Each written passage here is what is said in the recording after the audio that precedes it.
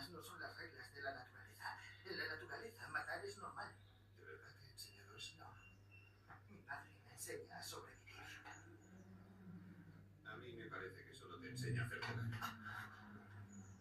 Y esto queda requisado. No, espera, el rifle es de mi madre. Por favor, devuélvemelo. Haberlo pensado antes. No sabes lo que pasará si vuelvo a casa sin el rifle. ¿Qué pasará?